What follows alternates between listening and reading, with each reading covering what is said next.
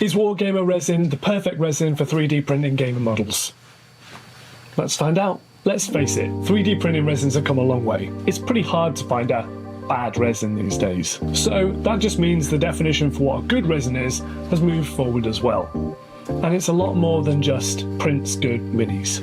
Some resins are as brittle as a twig, others are so finicky you could be confused for thinking they were your toddlers at dinner time. Each of those resins has promised to be the next holy grail, and many have fallen short, either cracking under pressure, sometimes literally, or delivering subpar details that leave your minis more like abstract art pieces than fantasy warriors. So this video could have been a resin review, but instead it's so much more.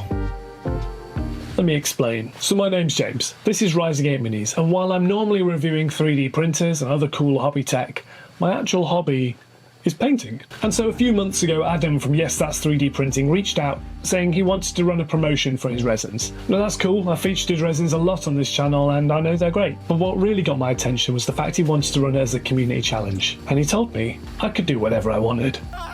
He might have regretted that, because pretty soon after that, Project Owl was born. And like all my projects, it spiraled out of control. And pretty soon I was sending 20 owls all around the world. Luckily though, Adam gave me his credit card. Sorry, I'm already getting a little bit carried away. You came for a resin review, and so here it is. To buy Wargamer, you need to visit the website to order. The website is actually awesome, and I'll circle back to that, but once it's shipped, it'll arrive looking like this. The bottle has some cool graphics, which I'm sure Disney love, but other than that, it's your typical resin bottle. Crack the top, and I think you'd be surprised by the smell.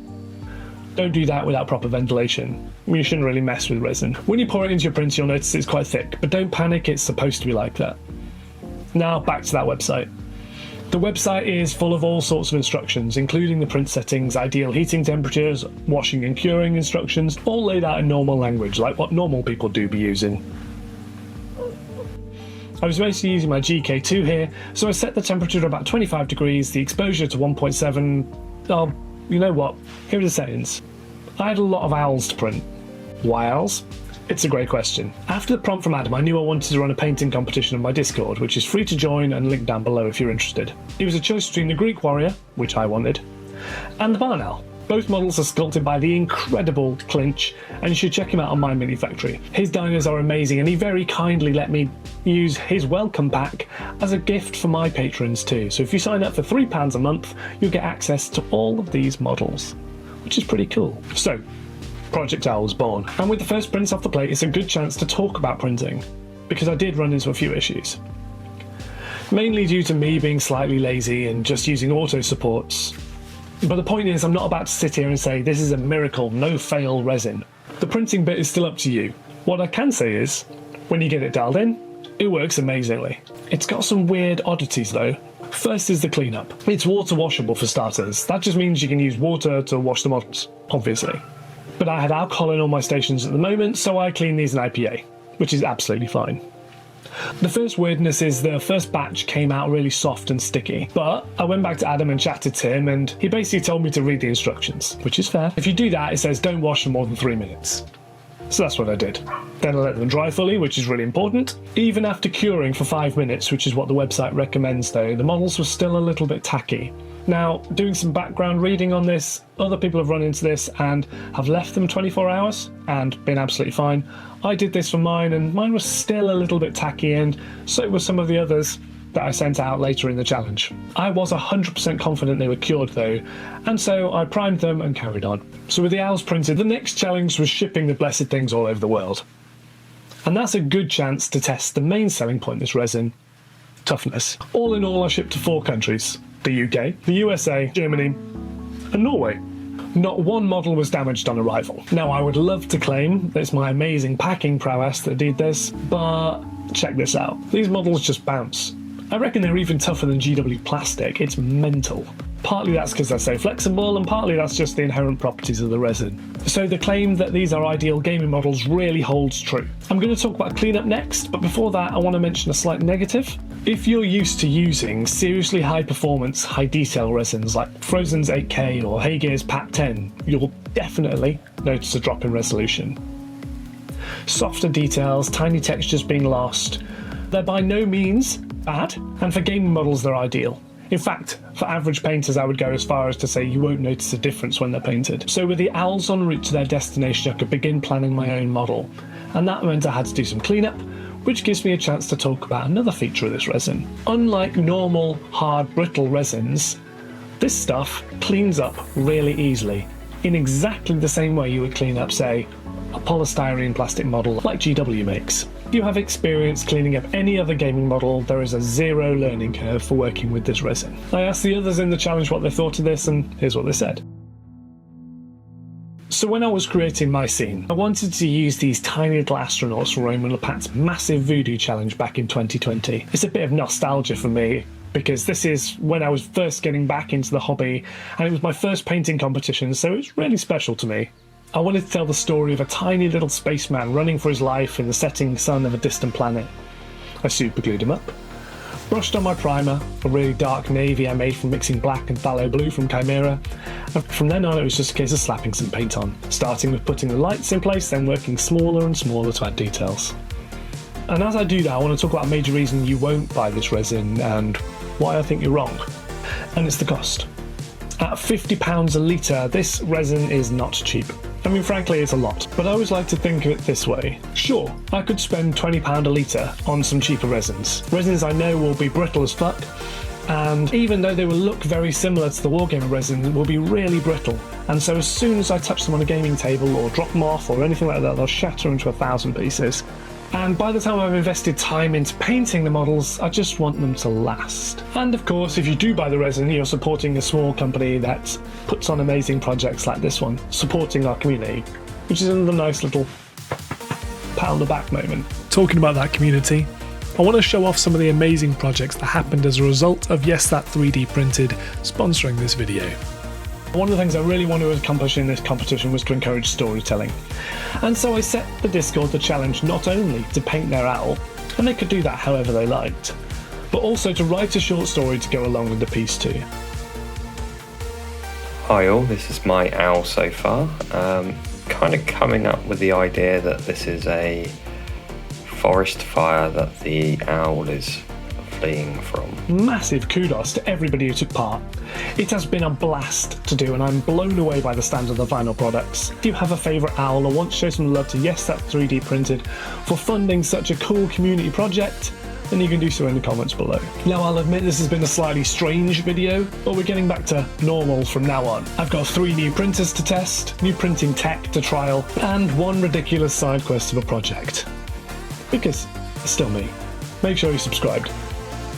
Not all of the entrants submitted stories, but ones that did absolutely knocked it out of the park. And so for the next 4 or 5 minutes, sit back and enjoy some amazing stories.